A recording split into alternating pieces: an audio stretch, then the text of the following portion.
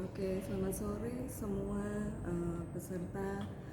Saya mengucapkan banyak terima kasih untuk kesediaan untuk mengikuti webinar awam tentang rehabilitasi medik pada pasca COVID-19.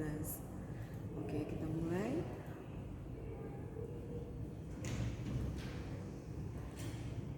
Adapun anatomi dari saluran nafas kita perlu ketahui dulu ya. Itu ada saluran nafas, itu ada bagian atas dan ada bagian bawah. Kalau bagian atas itu mulai dari hidung, kemudian masuk ke faring, laring. Nah, lalu saluran nafas yang bagian bawah itu ada trakea dulu, kemudian ada bronkus, bronchioli, sampai ntar ada alveolus.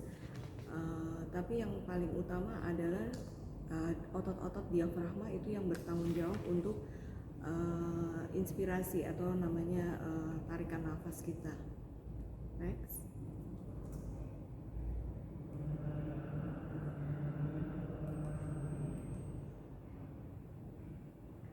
Nah, ini tadi saluran nafas untuk bagian bawah terdiri dari yang utama adalah trakea dan bronkus ya. Trakea itu bentuknya itu seperti tabung, dia bentuknya bundar, terus dia terbuka, ada cincin-cincin di daerah tersebut, jadi bisa terdiri dari tulang-tulang rawan. Nah, ruang di antara cincin tersebut diisi oleh jaringan ikat dan jaringan otot. Kemudian turun lagi dari daerah itu ke bronkus. Bronkus itu terdapat di bagian bawah setinggi ruas tulang belakang sekitar sekitar papila mame, itu jadi sekitar dada dekat payudara. Nah, itu ada dua cabang yang utama yaitu bronkus kanan dan kiri. Jadi ada kanan, ada kiri.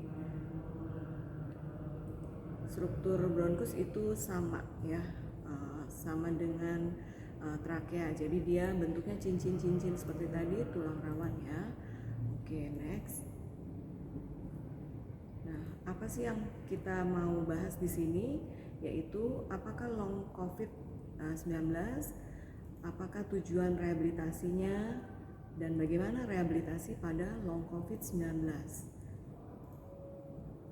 Yang dimaksud dengan long COVID-19 itu apa sih sebenarnya? Nah, kadang mungkin kita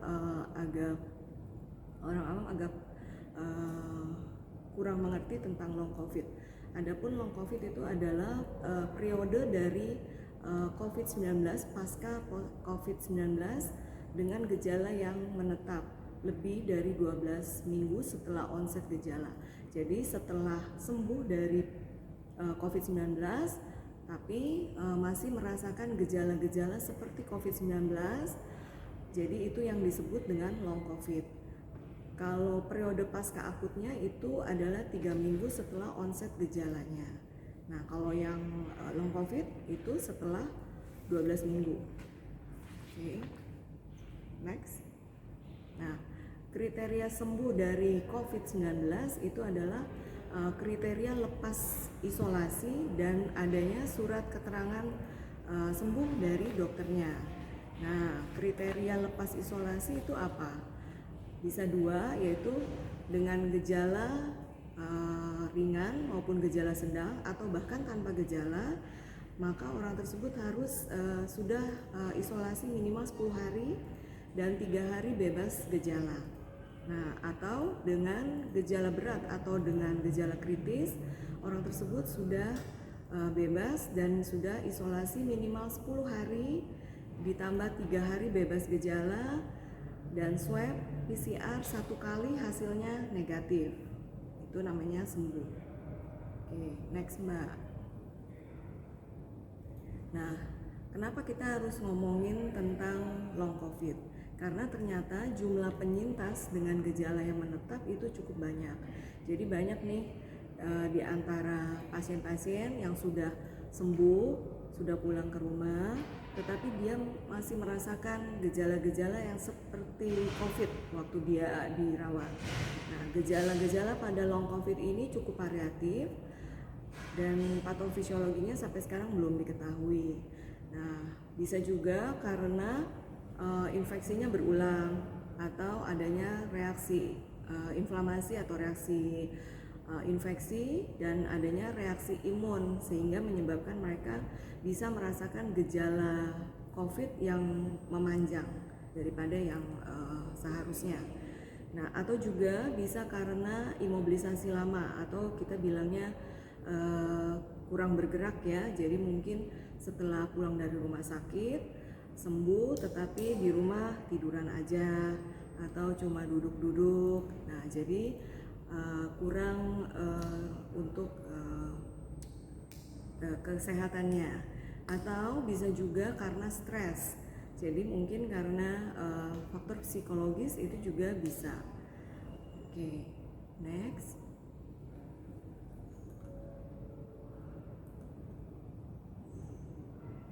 Nah, ini ada tabel yang isinya tentang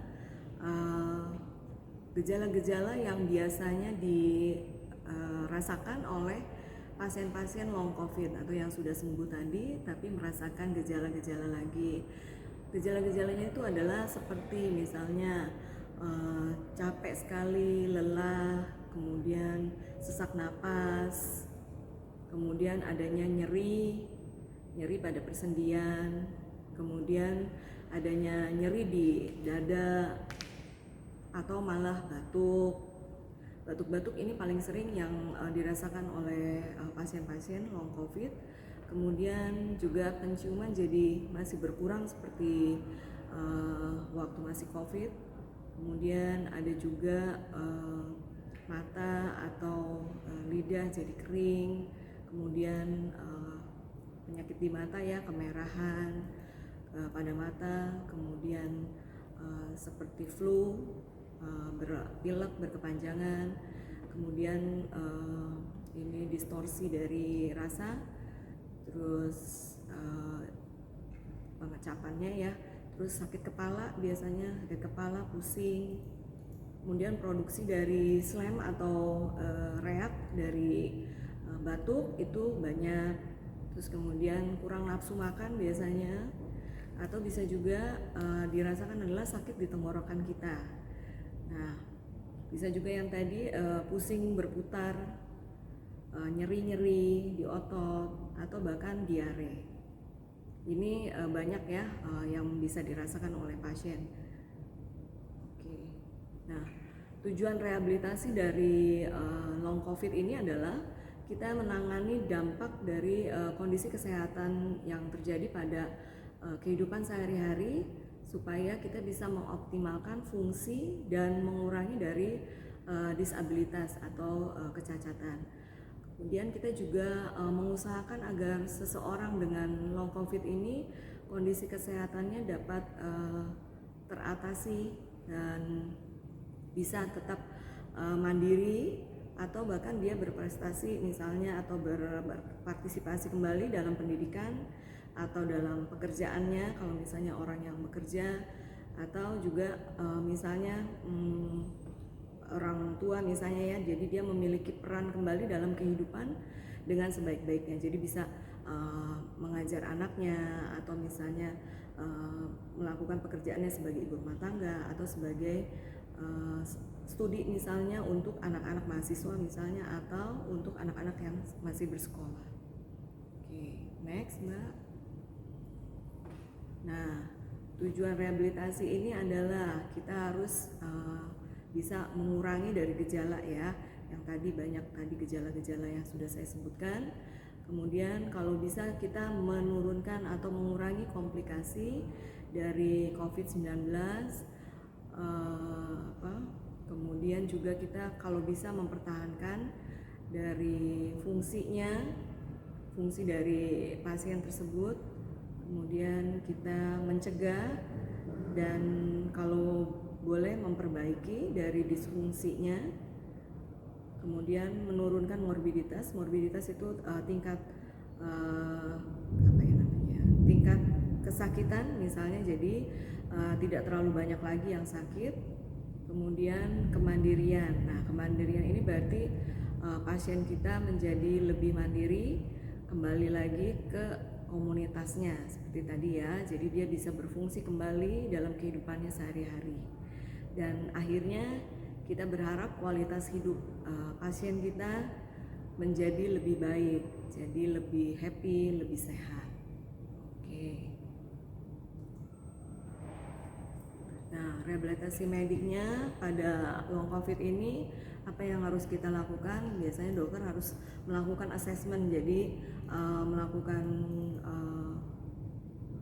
secara pemeriksaan secara komprehensif ya, mulai dari anamnesa, jadi dari bertanya kepada pasien bagaimana dengan riwayatnya, riwayat penyakitnya, riwayat penyakit yang menyertai, misalnya adakah darah tinggi, kencing manis, dan lain-lain. Kemudian pemeriksaan fisiknya, apa aja yang ditemukan pada pasien tersebut. Terus labnya bagaimana, misalnya oh ya ternyata memang PCR-nya positif. Kemudian dari ronsen, hasil ronsen misalnya ditemukan yang mendukung untuk terjadinya itu long COVID. Kemudian kapasitas fungsional ini dan kualitas hidupnya mungkin menurun. Kemudian bagaimana dengan tingkat kelelahan dari pasien, status dari nutrisinya, misalnya overweight atau underweight justru, kemudian kondisi dari psikis dari pasiennya. Nah, berikutnya kita akan menyusun, biasanya dokter itu akan menyusun atau merancang programnya sesuai dengan kondisi pasien itu sendiri. Jadi tidak secara menyeluruh, tidak semua pasien itu semua sama, tapi per pasien itu sendiri-sendiri. Nah, kemudian juga kita mengawasi dari program itu, yaitu mulai dari sebelum dan saat programnya, kemudian juga posnya atau setelah program itu dilakukan.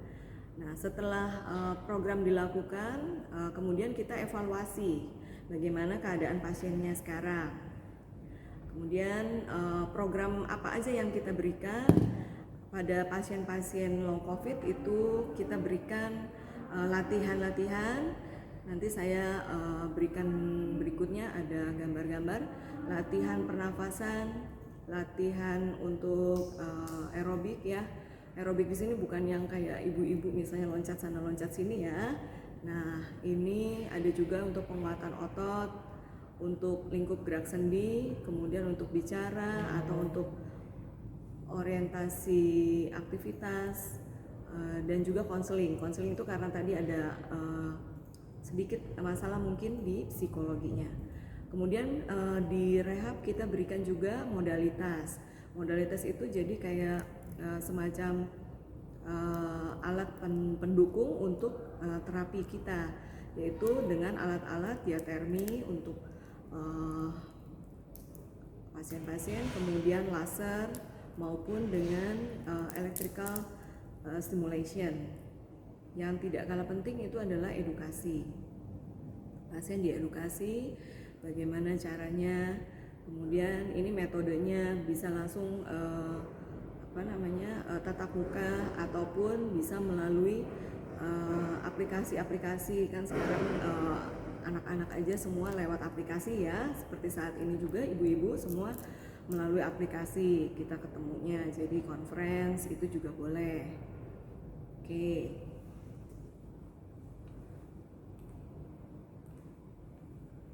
Nah, ini apa yang kita lakukan, yaitu olahraga tapi harus yang aman ya. Jadi tidak memaksakan diri setelah COVID. Nah, olahraga yang aman itu adalah kita melakukan pemanasan dulu sebelum berolahraga. Dan sebelum olahraga ada pemanasan 2-5 menit. Kemudian pendinginan setelah berolahraga juga 2-5 menit. Kira-kira 2 menit begitulah, nggak terlalu banyak ya waktunya. Nah, kemudian kenakan pakaian yang longgar, yang nyaman, kemudian juga sepatunya yang mendukung. Jadi kalau olahraga nggak pakai sepatu high heel ya Bu, gitu ya. Kemudian setidaknya kita, misalnya kita habis makan nih, setidaknya kita tunggu dulu 1 jam setelah makan baru kita olahraga. Jadi nggak langsung misalnya habis makan minum susu, minum obat terus habis itu langsung olahraga, nggak ya Bu. Jadi kita tunggu dulu. Nah juga kita usahakan harus minum banyak air. Air ini berarti air putih ya Bu. Kemudian hindari olahraga dalam cuaca yang sangat panas atau malah dalam cuaca yang sangat dingin. Nah, jadi kita harus menyesuaikan. Kalau misalnya dingin sekali, berarti kalau di luar dingin berarti kita lakukan di ruangan. Misalnya kita di ruang tamu kita, mungkin di mana ya yang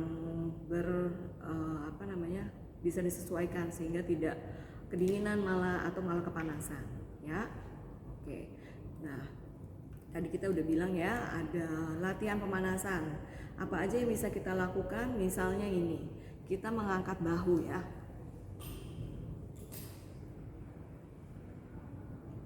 Kalau mengangkat bahu, ini pemanasannya ya Bu. Nah gini, Mbak Nita. Nah ini kita mengangkat bahu ya, ini bahu diangkat. Terus abis itu kalau diputar tuh gini Bu, ada yang ke depan memutar. Nah jadi bisa dilakukan pada saat kita duduk pun boleh, ke depan dan ke belakang. Jadi kalau yang ke belakang gini, nah diputar aja. Sembari sekarang boleh dilakukan Bu. Jadi agak ngurangin kekakuan di leher biasanya sama di bahu. Kemudian miring kiri, miring kanan. Nah miring kiri, miring kanan tuh jadi gini, sembari sekalian. Jadi kepala, leher sama bahunya juga boleh dimiringkan ke kiri, ke kanan, kiri, kanan. Nah, yang ini agak susah ini saya ngejelasinnya, mengangkat lutut. Jadi dilihat aja ya di gambarnya, itu berarti kita duduk biasa, kemudian lututnya itu diangkat, tapi bukan duduk sila ya Bu, bukan kayak duduk cantik yang begini ya, tapi angkat aja lututnya. Sorry ya, misalnya ini lutut ya, ini kan lutut 2 kan. Nah jadi diangkat turun, angkat turun gitu ya. Nah itu mengangkat lutut, itu untuk pemanasannya. Kemudian ankle taps itu yang misalnya kalau misal kita bawa mobil ya Bu, kan ada rem sama gas ya Bu. Nah ini jadi direm terus dilepas gitu misalnya. Jadi fleksi ekstensi. Jadi di tekan sama lepas, tekan lepas untuk ankle-nya. Itu ya. Lalu ada lagi gerakan yang berikut, ini membuat lingkaran. Membuat lingkaran dengan pergelangan kaki. Jadi kakinya diputar. Gini, ke kanan, ke kiri. Ya, ankle-nya diputar ke kanan, putar ke kiri. Dua-duanya ya Bu, setelah yang kanan misalnya, atau mau barengan juga boleh. Ke dalam dulu misalnya, atau nanti keluar muternya. Nah itu untuk pemanasannya. Ada juga yang berikutnya, ini yang kita bilang tadi aerobik. Nah bukan aerobik yang seperti ibu-ibu ya 1, 2, bukan yang gitu ya. Nah ini jadi berjalan di tempat. Jadi kita jalan di tempat, pak, pak. Jadi boleh hitungan berapa, seperti yang tadi saya bilang, dilakukan boleh misalnya 2 kali 10 repetisi misalnya, atau lebih sesuai dengan kemampuan pasien. Kalau udah sesek ya nggak diterusin ya Bu. Nah ini naik turun tangga. Jadi naik turun tangga, tapi harus dibatasi, jangan terlalu banyak stepnya ya. Nah jadi mungkin 2 step terus turun lagi, 1 step turun lagi gitu, seperti itu. Naik turun tangga ini termasuk untuk aerobik ya. Kemudian boleh juga berjalan. Nah berjalan, atau kalau misalnya sudah kuat boleh jogging. Nah kalau yang bersepeda udah pasti ini kuat sekali ya. Ini berarti udah sehat banget ini kalau bisa bersepeda. Jadi rasanya sampai jalan aja juga udah lumayan ya, udah lumayan bagus. Oke, berikutnya next. Nah ini kita juga jangan lupa harus peregangan otot. Nah apa yang dikerjakan? Oke, ini dia, tubuh bagian samping. Jadi kita seperti tadi di bending, miringkan ya. Misalnya nih ya, kalau kita miringin berarti kalau tangan berarti ke sini nih. Jadi semuanya dimiringin. Mau taruh di sini pun boleh. Biasanya kalau dulu waktu kita sekolah ada senam apa itu namanya? SD, SKJ atau apa itu ya. Nah, jadi kita boleh miringin misalnya, oke, miring ke kiri semua, terus nanti ke kanan gantian, bales ya. Kesini lagi. Ini peregangan untuk apa? Bagian trunkus, bagian apa namanya? Tulang belakang kita sama termasuk ke tangan juga, gitu ya. Nah, berikutnya ada bahu. Bahu tuh gini Bu. Jadi ini tangan kita panjang, kita luruskan kemudian gini ya.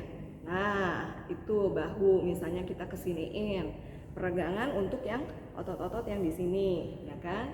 Lalu misalnya kita balas untuk yang sebelahnya, gitu ya. Begini. Oke, itu untuk yang bahu. Kemudian paha belakang atau kita sebutnya hamstring. Nah, posisi kita duduk tapi enggak duduk sampai rapat ke belakang, tapi agak maju setengah. Nah, kemudian kita lipat salah satu lutut kita, sementara yang satu kita luruskan. Nah, kalau kita sebelah kiri kita lipat, yang kanan berarti kita luruskan. Diluruskan, rasakan adanya tarikan di belakang paha kita. Jadi mulai dari bawah bokong, kemudian paha di belakang, kemudian di belakang lutut sampai ke betis itu ya. Jadi ada tarikannya, rasanya seperti itu. Kemudian ada lagi untuk peregangan ototnya kaki bagian bawah atau betis. Nah, ini posisinya kita menghadap tembok itu, kemudian kaki salah satunya agak melipat, tapi yang satunya agak seperti tadi ya, jadi diregangkan, diluruskan panjang ke belakang kayak semacam yang hamstring juga. Jadi kita merasakan tarikan di belakang. Kemudian ada juga dengan pakai kursi, bantuan kursi ini untuk paha depan. Jadi paha di depan kita yang ketarik. Posisinya satu kakinya seperti biasa menapak, kemudian yang satunya dilipat ke belakang. Jadi kita akan merasakan tarikan di depan paha kita, gitu ya. Oke, berikutnya. Nah, kita juga bisa melakukan latihan penguatan. Penguatan ini misalnya kalau kita punya barbel, itu bisa dilakukan ya. Misalnya nih kita pakai dua, misalnya 1 kilo di sebelah kanan, 1 kilo di sebelah kiri, itu boleh langsung begini. Nah, itu bicep curl. Kemudian yang berikutnya dengan mendorong dinding. Mendorong dinding itu juga untuk otot-otot di lengan atas kita ya. Jadi mendorong tuh gini. Nah, didorong. Jadi kan otot-otot kita semua yang di sini, lengan atas dan lengan bawah juga bergerak, jadinya kontraksi semua. Nah, ada lagi gerakan yang berikut dengan tangan kita direntangkan dengan barbel tadi ya. Barbelnya tadi taruh di bawah, kemudian naikkan ya, diginiin. Nah, begitu. Kemudian latihan penguatan berikutnya ini dengan posisi duduk. Posisi duduk ini untuk penguatan juga, terutama otot-otot yang di paha ya Ibu. Nah, dengan duduk berdiri, jadi sit to stand, jadi duduk kemudian berdiri, duduk berdiri. Nah, itu kelihatannya gampang ini, tapi nanti kalau misalnya untuk orang-orang post covid biasanya sesak juga. Nah, ini meluruskan lutut. Meluruskan lutut itu juga untuk penguatan otot-otot di paha dan betis ya ibu-ibu. Jadi luruskan lutut satu, kemudian lipat lagi, atau secara bergantian simultan boleh. Nah, yang ini juga agak berat nih, squats. Jadi jongkok. Jadi posisinya boleh membelakangi tembok, di belakang kita tembok misalnya. Terus abis itu kita nyerodot ke bawah gitu. Bahasanya nyerodot ya. Turun seret gitu. jadi jongkok, kemudian berdiri lagi, turun lagi gitu ya, jadi squats gitu. Nah itu agak susah. Sama ini nih, mengangkat tumit ya, mengangkat tumit itu jadi kita kayak jinjit gitu Bu, pegang sesuatu di depan tapi yang tidak bergerak, atau yang agak lebih kuat ya, supaya waktu kita jinjit, kita pegangan itu nggak jatuh. Jadi jinjit kaki, kemudian jejak seperti biasa, jinjit lagi, jejak seperti biasa. Oke, next. Nah ini latihan pendinginan. Jadi tadi ya saya bilang sebelum dan sesudah latihan inti selalu ada pemanasan dan ada pendinginan. Nah di sini dikatakan berjalan pelan atau jalan di tempat perlahan selama 2 menit ya. Nah ulangi pemanasan untuk menggerakkan otot. Misalnya yang tadi tuh, pemanasan yang tadi kita lakukan juga untuk menggerakkan otot seperti waktu saat duduk atau saat berdiri tadi ada ya. Nah itu boleh dilakukan kembali. Oke, jadi pendinginan sudah. Nah apa yang kita harus waspadai ya. Jadi sebelumnya kita harus menetapkan nih gimana nih kondisi pasiennya sebelum COVID ya. Waktu dulu dia punya apa, komorbid itu penyakit penyertanya, misalnya dia stroke, misalnya gula, misalnya jantung gitu ya, atau hipertensi. Nah kemudian kita tetapkan parameter tambahan yang harus dimonitor. Apa aja sih yang bisa membuat pasien kita menjadi lebih buruk misalnya, atau diri kita menjadi buruk kalau kita misalnya lakukan ini di rumah ya. Oke, next. Nah yang harus kita waspada itu adalah ini, ada 3 hal, yaitu biasanya tuh jadi seperti kurang oksigen, jadi hipoksemia dalam aktivitas, kemudian mudah lelah, dan satu lagi biasanya kelemahan otot karena kebanyakan imobilisasi ya, tidak bergerak. Nah kita harus mulai dengan intensitas yang rendah. Jadi seperti tadi aku bilang, kalau misalnya kita latihan disesuaikan dengan keadaan pasien atau keadaan diri kita sendiri. Kalau kita mulai misalnya aku bilang pemanasan 2-5 menit misalnya, untuk sampai 5 menit susah berarti 2 menit ya. Kalau 2 menit pun susah misalnya, oke, 1 menit. Jadi nggak terlalu terlalu strict ya. Semuanya dinaikkan, disesuaikan dengan toleransi kita sendiri. Oke, ikut. Nah, apa yang harus diawasi pada saat latihan? Kita harus mengawasi tanda vital ya. Jadi misalnya kalau kita sekarang nih orang-orang awam pun di rumah sekarang udah tahu nih alat saturasi oksigen ya, yang ditaruh di jari ya, semua jangan-jangan udah pada punya ya. Harganya kan ada yang cuma 100.000 doang soal. Nah jadi itu dicek, misalnya kalau misalnya lebih dari 88 kurang dari 88 berarti kita stop untuk latihan ya. Denyut jantungnya juga kalau misalnya cepat sekali itu juga harus di stop. Atau misalnya tekanan darahnya tinggi ya, kalau lebih dari 160 atau 150, kalau saya lebih dari 150 aja, itu berarti kita nggak nggak latihan ya. Sesak juga atau kelelahan, nah ini harus diawasi semuanya waktu latihan. Nah ini tadi ya, terminasi atau kapan harus stop latihan. Nah kalau desaturasi berat, jadi saturasi oksigen yang tadi kita pasang di di jari, nah itu kalau dia kurang dari 88 itu udah stop aja. Nah suhu, misalnya suhu badan kita jadi lebih tinggi, misalnya 37,5 misalnya, kok jadi panas ya, oke stop dulu gitu ya, atau istirahat dulu ya. Kemudian ini ya, eksaserbasi gejala yang tidak membaik dengan istirahat. Nah, berarti kita stop dulu. Kemudian apa yang kita rasakan? Ada dadanya berat, nyeri, dada, sesak nafas, ada batuk, pusing, berputar, atau sakit kepala, pandangannya kabur, terus deg-degan ya, ini deg-degan bukan deg-degan pacarnya lewat ya, tapi ini deg-degan palpitasi di jantungnya bergerak, berdetak lebih cepat. Kemudian keringat yang berlebihan, nah itu juga harus diwaspadai. Nah, evaluasinya itu kita lihat ya, harus ada toleransi latihannya, kemudian kepatuhannya gimana, kemudian kita biasanya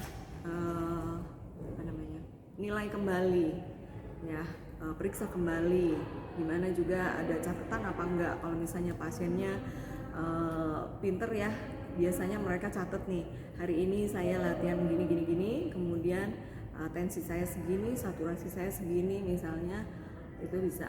Soalnya kan di saturasi, alat saturasi itu kan udah ada tuh heart rate berapa ya kan, denyut jantungnya berapa, oksigennya saturasinya berapa, kemudian ada juga tensinya ya, jadi udah langsung include di situ, mereka bisa catat sendiri di logbook mereka atau buku kecil mereka.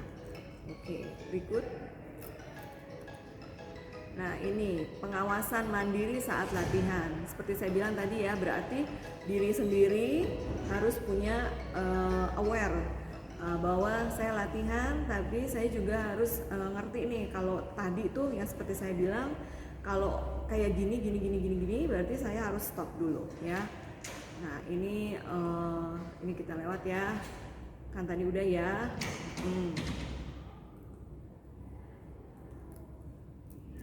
Nah, kita harus bisa mengurangi, misalnya kalau pekerjaan misalnya yang terlalu berat atau gimana, kita harus menggunakan posisi yang baik, misalnya jangan dengan posisi yang asal, itu malah kita jadinya lebih berat, lebih sesak misalnya.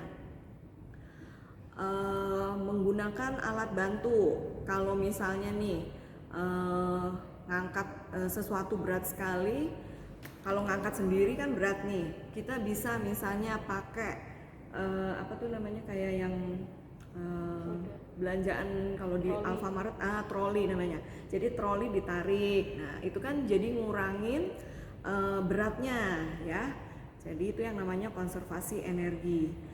Juga kita sediakan periode istirahat ya, periode istirahat. Kalau misalnya kita habis mengerjakan satu hal ini, jangan langsung kerjakan hal yang berikutnya langsung, enggak, tapi istirahat dulu 1-2 menit misalnya. Kemudian kerjakan aktivitas dalam durasi yang singkat. Makanya jadi misalnya satu kerjaan kita kerjain satu di sini, nanti untuk berikutnya kita istirahat dulu sebentar, kemudian baru kita kerjakan lagi. Ini yang namanya durasi, dengan durasi singkat. Kemudian rencanakan aktivitas yang akan dilakukan dan buatlah prioritas. Ini perlu nggak ya saya kerjakan gitu ya. Jadi nggak semuanya dikerjain ya kan, dari A sampai Z itu biasanya emak-emak banget itu. Multitasking ya. Jadi semua dikerjain mulai dari pagi melek mata sampai tutup mata. Nah, itu semua dikerjain. Buat prioritas ya, mana yang penting dan tidak. Kemudian lakukan dengan kecepatan yang konstan sehingga tidak membuat kita menjadi cepat lelah. Jadi enggak, oke, saya mau kerjakan yang ini karena ini penting, oke, saya kerjakan cepet. Nah, itu malah justru membuat kita lebih cepat lelah gitu, dan lebih cepat sesak juga biasanya. Oke, gitu ya. Berikutnya. Nah, apalagi yang harus diperhatikan untuk rehabilitasi dari long COVID itu adalah gaya hidup sehat. Apa aja? Isinya yaitu nutrisi ya. Nutrisi berarti kita harus mengisi mulut kita dan perut kita dengan yang baik ya, dalam arti bervitamin ya kan, bukan isi yang asal-asalan. Terus yang ada berkalori juga tapi nggak over ya. Kemudian stop merokok. Stop merokok ini berguna juga karena apa? Untuk mengurangi sesaknya gitu ya. Karena dengan tanpa rokok aja sebetulnya udah cukup sesak. Kalau dia masih mau ngerokok itu keterlaluan sebetulnya. Oke, kemudian cukup tidur. Cukup tidur di sini berarti bisa disesuaikan ya dengan kondisi pasien masing-masing. Soalnya tiap-tiap pasien cukup tidurnya itu beda berapa jamnya. Oke, kemudian manfaat rehabilitasi. Nah, manfaat rehabilitasi yang seperti tadi kita bisa meningkatkan quality of life-nya ya. Jadi kualitas hidupnya ya kan, jadi lebih bisa sehat gitu ya. Kemudian kita juga hati-hati dalam program rehabilitasinya.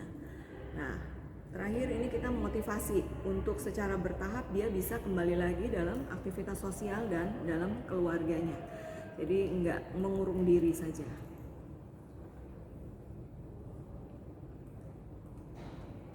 Ya, ini penanganannya memerlukan multidisiplin karena memang yang terkena juga multi organ ya.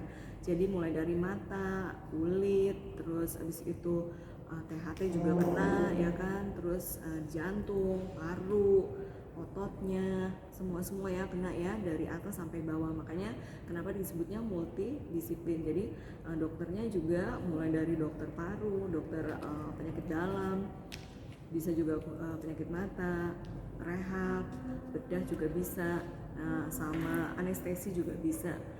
Oke, program ini bertujuan untuk mengembalikan fungsi dari tiap-tiap individu supaya seoptimal mungkin. Jadi secara dilakukan secara individualisme ya. Jadi pasien per pasien itu beda. Jadi nggak bisa disamakan. Misalnya antara ibu ini dengan ibu yang satu itu mungkin saja bisa berbeda gitu ya. Dan kita harus melakukannya secara aman dan komprehensif. Nah, kalau kita bilang start low to slow itu berarti sesuai dengan toleransi pasien ya. Jadi mulai dari intensitas yang rendah dulu, kemudian lakukan secara perlahan. Kalau bisa berarti kita naikkan ke step berikutnya gitu ya. Nah, berikut ini waktu saya menang fashion show ini, itu saya yang di tengah, itu pas banget ya, saya taruhnya di tengah terus habis itu difoto. Nah, cekrek gitu. Ini fashion show 6 tahun yang lalu ini, waktu saya di Manado, Rumah Sakit Umum Pemerintah Prof. Kando. Oke, waktu itu saya masih pakai high heel ya ibu-ibu, itu 10 cm. Tapi sekarang udah ngurangin paling 5 cm. Oke. Oh, masih tinggi ya. Gak apa-apa 5 mah. Baiklah. Nah, kiranya seperti itu ya. Ini skala Borg untuk pengetahuan aja. Kemudian ini otot-otot untuk pernafasan dari yang utama sampai yang tambahan. Demikian penyampaian dari saya, kurang lebihnya mohon dimaafkan. Kalau misalnya masih berkenan, saya mau kasih lihat ada video tentang latihan pernafasan yang biasanya kami lakukan di ruangan isolasi pasien COVID. Nah, kami biasa masuk ruangan pasien COVID, kasih latihan untuk pasien-pasien kami. Ini boleh disontek ya Bu, atau mau dilihat di YouTube saya juga ada. Silakan Mbak Nita. Belum muncul.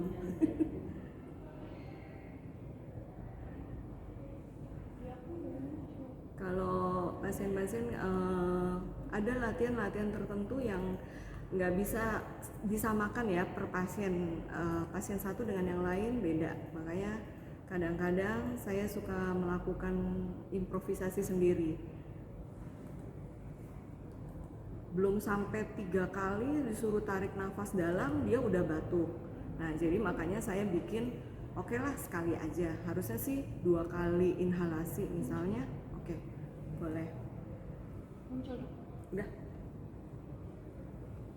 Suaranya?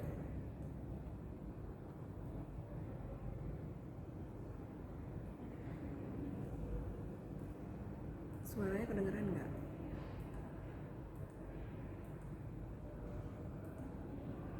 Suaranya kedengeran? Udah paling gede. Udah paling besar. Oh, nggak ada suaranya katanya. Sebentar ya, di ini dulu ya.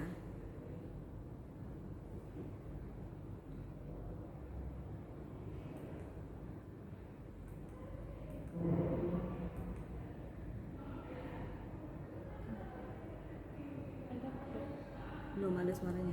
Oke, saya yang bicara aja ya. Ini latihan kontrol pernafasan. Kita tarik nafas dalam, tahan dalam 1-2 detik, kemudian baru kita hembuskan lewat mulut. Juga dalam 2 hitungan, 1-2. Nah, kita lakukan lagi, tarik nafas dalam, tahan 2 detik, kemudian lepaskan, hembuskan nafas melalui mulut 2 detik. Nah, latihan kontrol pernafasan ini terutama untuk pasien-pasien yang dengan sesak nafas ya, misalnya nafasnya nah itu terlalu cepat, makanya kita harus kontrol pernapasannya dengan cara itu. Nah, latihan batuk efektif. Nah, ini yang seperti saya bilang, harusnya sebetulnya tarik nafas dalamnya itu 2 kali dan yang ketiga kali itu dibatukan sekaligus gitu, sekeras-kerasnya. Tapi kebanyakan yang saya lihat di pasien-pasien saya itu tarik nafas 1 kali aja udah langsung batuk. Oke, ini latihan mobilisasi dinding dada ya, dinding toraks. Nah, tarik nafas dalam sambil mengangkat tangan. Kemudian hembuskan nafas melalui mulut sambil menurunkan tangan.